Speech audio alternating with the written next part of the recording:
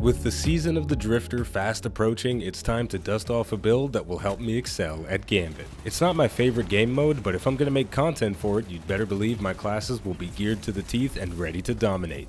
Today we're going to look at a build that excels at efficiently clearing out the massive waves of enemies that spawn in Gambit. Let's get started. The Lucky Raspberry is an exotic that's been available since the launch of Destiny 2.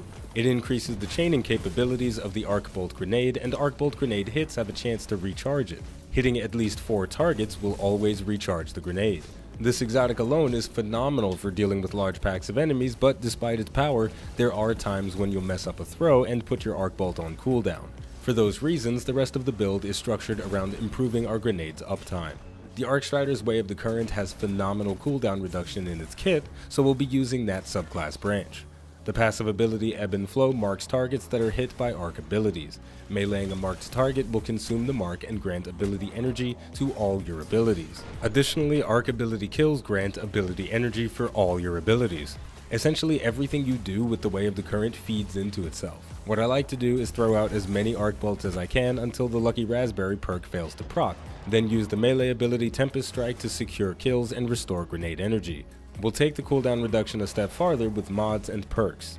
First, we're using Gambler's Dodge. Activating Gambler's Dodge near enemies resets our melee ability. For our mods, we're using 3 Ordnance mods for grenade cooldown reduction and 2 Paragon mods for class ability cooldown reduction.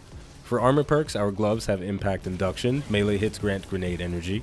Our boots have bomber, activating our dodge grants grenade energy, and finally our helmet has ashes to assets. Grenade kills grant bonus super energy. So with every aspect of our armor focused on increasing the uptime of our Arcbolt grenade, we should be able to clear out Gambit enemies without breaking a sweat. We'll have to be careful though, because this build doesn't have any health sustain. With that in mind, let's get into the field for some testing. Alright, we're diving into a Gambit match. I generally don't like to do commentaries on PvP type game modes or high stakes game modes, but we're going to give it a shot. If it works, it works. If it doesn't, so be it. What we're going to try to do is get as many resets on our Arcbolt grenade as we can, and straight away, no reset. So that's fine. We can shift gears a little bit and start using our Tempest Strike to get a little bit of grenade energy refund, and also the impact induction that we have on our gloves will help us as well. By the time we get to the next enemy spawn, our grenade will be ready. I'm not going to deposit these 8 motes yet. I'm going to try and get 2 more before I run back. Our grenade should be ready just about now. We can throw it into that crowd. That should be a reset. No, it was. Yes, it was. Okay. Throw another one. Tag some enemies. Got another reset. Throw the third one. A third reset.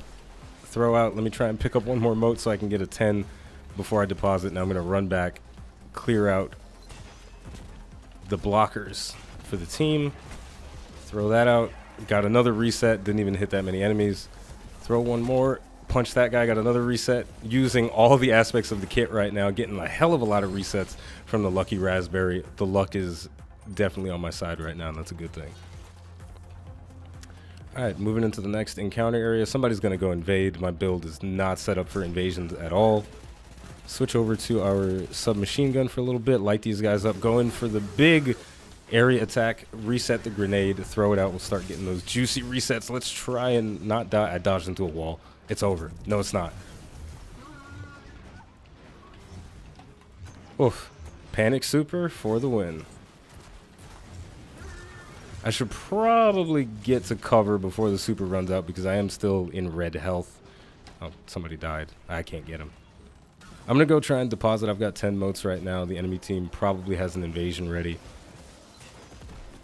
Throw out the grenade. Maybe reset, maybe not. Doesn't really matter, because we'll get our energy back by using our abilities. I did miss that Tempest Strike. This guy's going to teleport out of the way like Goku using instant transmission, and another blocker comes.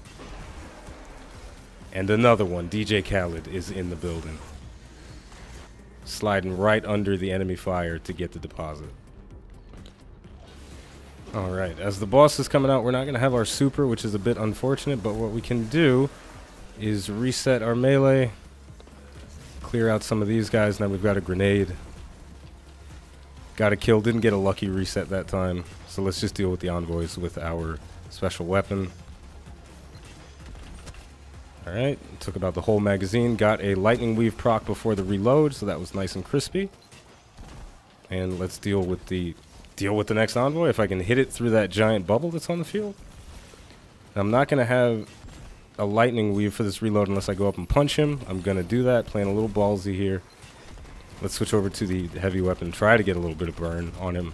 Unfortunately, I used my super earlier in the round, so I didn't have it for the boss. But that's okay. We lost the first round, but we did showcase the capabilities of the build. The Lucky Raspberry has a lot of chance to snowball out of control, and when that happens, that's awesome. But even if it doesn't, because of the way this build is set up and the way all the passive abilities are working together, you still get good functionality out of it, even if it's not snowballing out of control. If you just get 2 or 3 throws out of a single grenade proc, then you're doing a good job. The Lucky Raspberry is functioning within acceptable parameters. So moving into round 2, I do have my super again, and if I use it early enough in the round, I will most certainly have it for the boss. So I'm going to go ahead and pop. Hopefully I can get some kills with it. There we go. Make some orbs for the team. That's always good. Alright, he's running. Can't catch him. There we go. Got a nice amount of kills. Made some orbs for the team. Picking up the motes. We've got a nice 11. So we'll go in and send out a medium blocker as we move into the next field. So going in with all of our cooldowns, we're going to try and do the same thing we did before. Well, let's deal with this guy first. Punch him to get him staggered. We'll go ahead and throw out the melee. Punch him again. That's reducing our cooldowns. I could have dodged to reset the melee before going into the next encounter, but it's fine.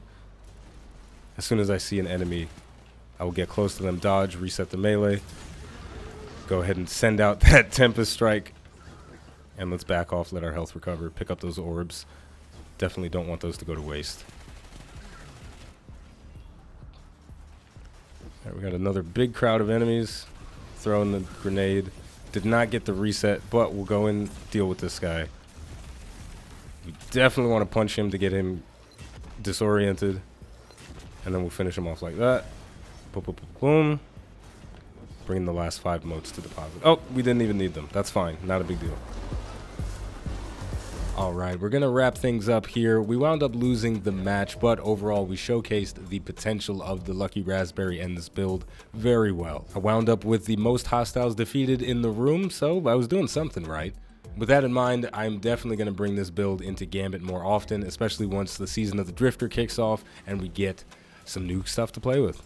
With that said, we're going to wrap things up here. So if you enjoyed this video and you'd like to support the channel more than you already do by watching, liking, commenting, and subscribing, you can head over to patreon.com/iBluairJgR to become a patron. Last thing before we close out, I want to give another special shout out to my patrons. We've got Avi, Joseph, and Hassan. Those 3 names are familiar, but we're adding one more to the list. James Schwartz, you are awesome for providing that extra bit of support. It means a hell of a lot to me. It's very difficult to put into words, but man, thank you so much. As always, the name of the game is Destiny 2. The name of the channel is iBluairJgR. Thank you for watching, and I'll see you next time.